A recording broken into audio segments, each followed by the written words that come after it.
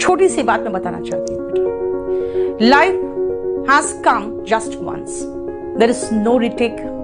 आपको दूसरा चांस नहीं मिलने वाला। So play well and remember one thing, life में कई बार ऐसा आएगा जो सबसे ज्यादा पसंद हो, जो सबसे ज्यादा इंपॉर्टेंट हो आपके लाइफ में, आपको अपने हाथ से स्लिप करता हुआ महसूस होगा। There are certain things in your life जो परमानेंट नहीं है, लेट इट गो। क्या मैंने कहा आपको? मैं हमेशा एक ही चीज समझाती हूँ, nothing is permanent in this life and remember one thing. एक कहावत जो बहुत स्ट्रॉन्ग कहावत है वो है all good things must and. Must का मतलब यहाँ पे कोई सलाह देना नहीं है, ये बता रहा है, मस्ट का मीनिंग क्या बता रहा है यहाँ पे कि एक ना एक दिन सब कुछ खत्म होगा ही। इसलिए जितनी अच्छी चीजें एक ना एक दिन खत्म होगा। हम स्ट्रेस क्यों करते हैं? Just because of one thing कि हम सब चीज को पकड़ के रखना चाहते हैं। हमें लगता है यार ये मेरा है, आपका नहीं है। आपके पहले किसी और का था, उसके बाद आपका हुआ, आपके बाद किसी और का होगा।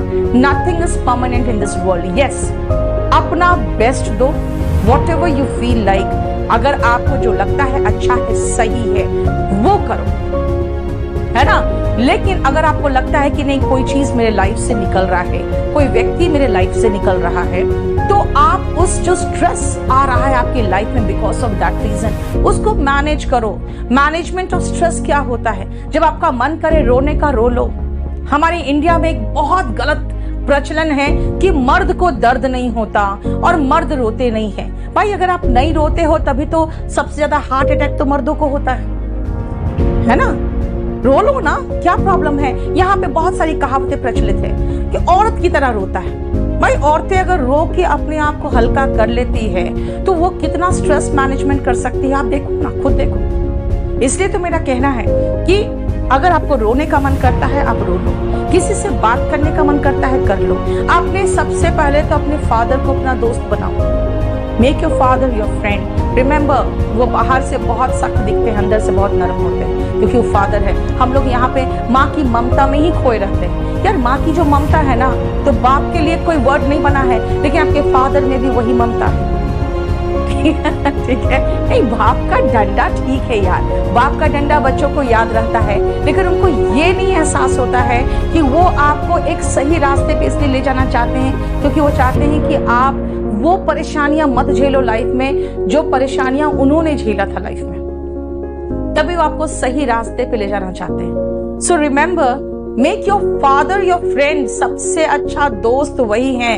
आपके दोस्त क्या करेंगे? कुछ ऐसे भी दोस्त होते हैं, अरे यार चलो बैठ के आज गम गलत करते हैं, ब्रेकअप हो गया तो दारू, अगर पट गई लड़की तो दारू, है ना, खुशी में भी दारू और गम में भी दारू। बेटा ऐसे फ्रेंड से दूर रहो, इट इज वेरी इंपॉर्टेंट। ऐसे फ्रेंड से आप दूर रहना सीखो। And remember one thing, stress management means psychological आपको मैनेजमेंट करना है। Talk to your father, talk to your friends, और अपना जो दर्द है आप हल्का करो, लेकिन अपने ऐसे लोगों से जो आपके प्रॉब्लम्स को, आपके फीलिंग्स को समझे, अपने तक रखे, आपका मजाक ना उड़ाए, पहली चीज। दूसरी बात है योग करो।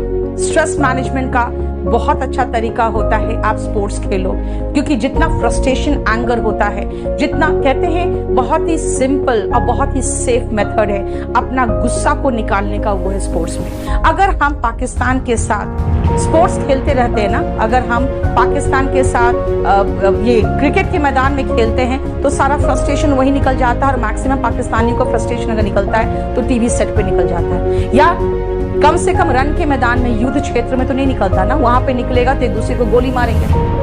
तो ये बहुत सेफ जरिया है अपने आप का फ्रस्ट्रेशन निकालने का।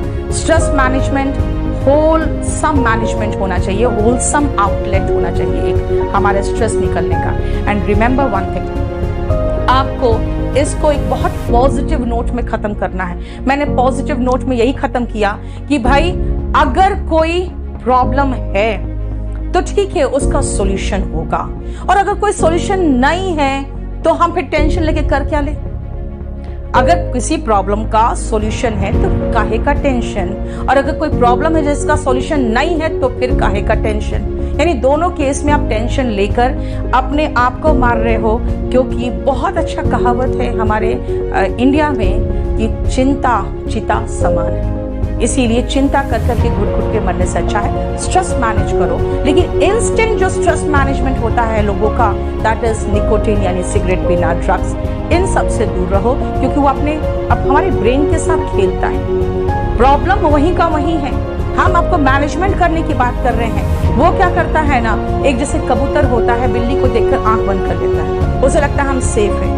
ड्रग्स वही करता है, और जैसे बिल्ली दबोचती है ना, फिर ड्रग्स भी वैसे ही दबोचता है। So stress management, safe management भी कैसे, जो मैंने आज आपको ऐसे कराया उसमें बस यही चीज समझाया आपको कि स्ट्रेस क्या है, स्ट्रेस मैनेजमेंट क्या है, कैसे कैसे तरीके के स्ट्रेस मैनेजमेंट है। इंस्टेंट स्ट्रेस मैनेजमेंट बहुत घातक है, जो कि आपका निकोटीन, सिगरेट वगैरह और ड्रग्स है, ठीक है। और जो हेल्दी और होलसम स्ट्रेस मैनेजमेंट है, उसका तरीका मैंने आपको समझाया।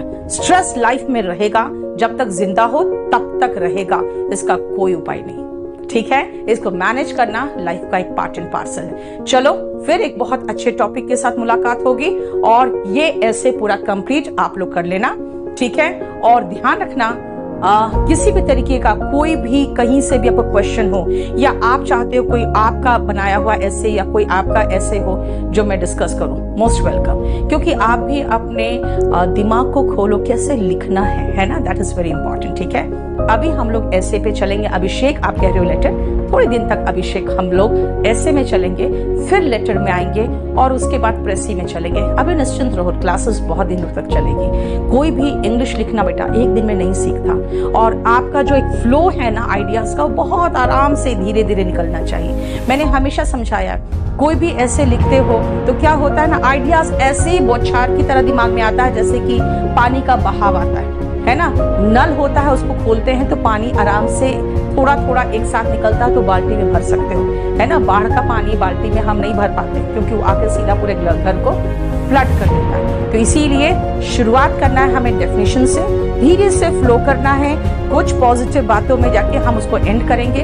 हमेशा याद रखना, आपके ऐसे में हमेशा एक सिल्वर लाइनिंग जरूर होना चाहिए। आशा की किरण हमेशा ऐसे में बहुत इंपॉर्टेंट है, क्योंकि जो ऑप्टिमिस्टिक लोग होते हैं वही कामयाब होते हैं, ठीक है। चलो, थैंक यू सो मच।